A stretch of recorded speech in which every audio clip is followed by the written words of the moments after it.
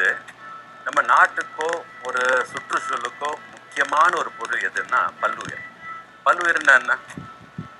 பலவிதமான உயிரினங்கள், அதான் பல்லுயிர்.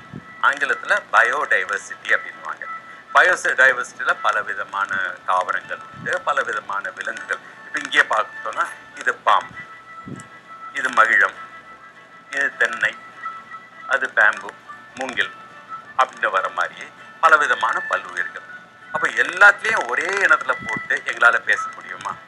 பேச முடியாது. அப்போ அவங்களை என்ன பண்ணணும்? பிரித்து வச்சு அப்போ தான் நாங்கள் அனலைஸ் பண்ண முடியும். பிரித்து வைக்கிற அதோடைய பேர் தான் கிளாசிஃபிகேஷன்.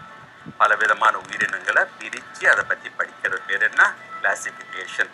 அதோடைய சயின்டிஃபிக் நேம் வந்து டாக்ஸானமி. இது ரொம்ப முக்கியமான ஒரு சப்ஜெக்ட். எப்படின்னா இப்போ வந்து பாலூட்டிகள் அப்படின்னுறாங்க, அது வந்து மெமாலியா அப்படின்னு சொல்லும்போது மேமல் குரூப் அப்படின்னு பிரிக்கிறோம். எப்படி பிரிக்கிறது, என்ன காரணத்தை வச்சு பிரிக்கிறதுங்கிறது ஒரு பல விதமான ஒரு சயின்டிஃபிக் ஒப்பீனியன்ஸ் உண்டு. ஒரு சாதாரண ஒரு சின்ன எக்ஸ்பெரிமெண்ட் உங்களுக்கு எல்லாம் கொடுக்க போகிறேன். இப்போ இதில் வந்து பலவிதமான வளையல் துண்டுகள் உண்டு.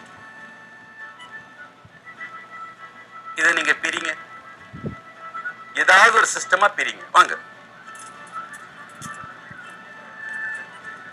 இப்போ நீங்கள் பிரிச்சிருக்கிறீங்களே, இது எந்த பேசிஸில் பிரிச்சிருக்கிறீங்க?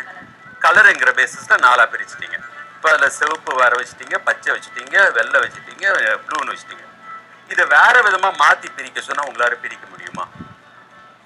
பிரிக்க முடியுமா முடியாதா? முயற்சி பண்ணுங்க. வேற விதமாக பிரிங்க. அந்த பேசிஸ் இல்லாமல் வேற ஏதாவது பேசிஸில் பிரிங்க.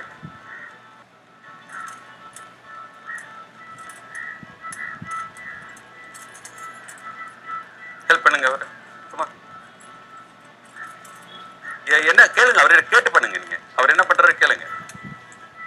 நீங்க என்ன பேசிஸ்ல பண்றீங்க? இப்போ சைஸ் பேசிஸ்ல பண்றீங்க. பண்ணுங்க பண்ணுங்க.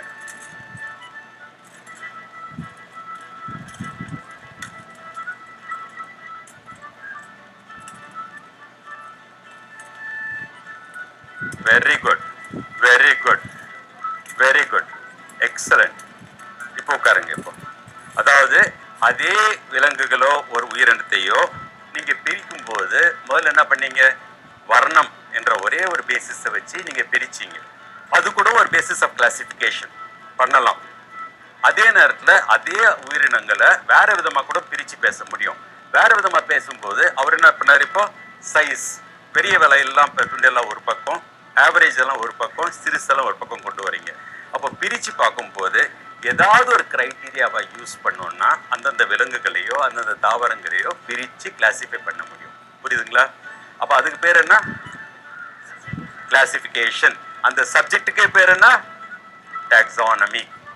சொல்லுங்க, டாக்ஸானமி. டாக்ஸானமி நம்ம நாட்டுடைய சத்து. ஏன்னா அதுல தான் நமக்கு பல்லுயிர் அதிகமாக எவ்வளோ இருக்குன்னு நமக்கு தெரியும். பல்லுயிரை சிறப்பை பார்த்துக்கிறது தான் நம்மளுடைய வேலை. அதுதான் பயோடைவர்சிட்டி. புரியுது?